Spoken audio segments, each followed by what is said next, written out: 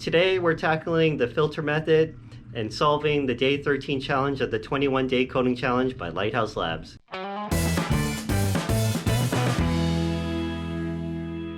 Over the next few days, we're going to be discussing array methods. Array methods such as filter, reduce, map, and every. The array methods used by more experienced coders to produce elegant single-line solutions to the challenges that are presented to us.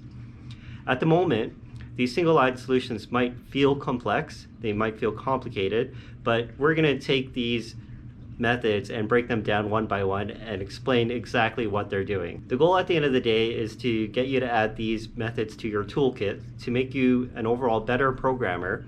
And so with that, let's tackle the filter method for today. As a new programmer, the first step is to Google the filter method by using the keywords array, filter, JavaScript. Our first couple links bring us to the W3 Schools and Mozilla web pages. Both are excellent resources. Clicking on the W3 Schools link, we're given an example, and a little further down the page, we're given a definition and usage. The filter method creates an array filled with all array elements that pass a test, provided as a function. Note, filter does not execute the function for array elements without values, and filter does not change the original array. So let's think about this for a second. The filter method creates an array, as in a new array, and fills the new array with elements that pass a test. So what is this test? Taking a look at the provided example, the function checkAdult takes an argument age and checks to see if the age is of equal or greater to 18. If it is, then it returns true, as in the person is an adult. Otherwise, it returns false. This is the test. Either it passes the filters test and is included in the new array, or it fails the filters test and is excluded from the new array. So to use this array method, we use the .filter method and specify the function that will test each array element. Looking at the array, the first element is 32. So we'll check to see if it's equal to or greater than 18, and since it is, we return true. Moving on to 33, true. 16, false, and 40, true.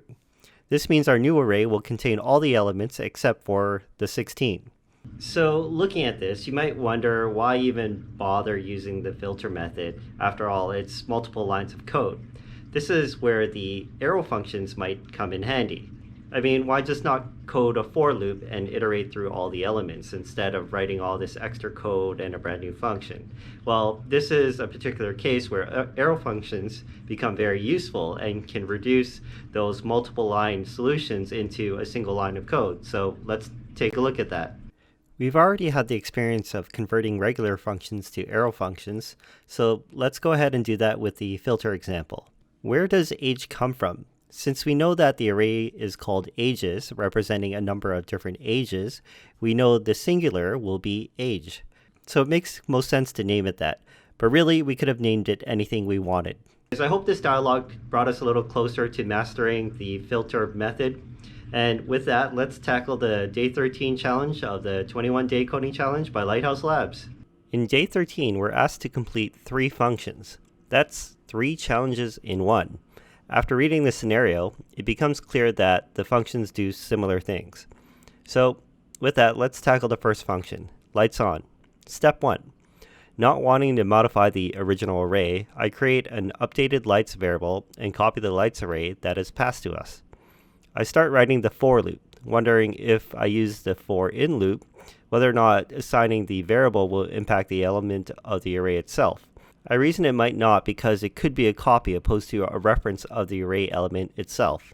It's worth exploring, so I write it out and set the light.on property equal to off, as in we want to turn the light off.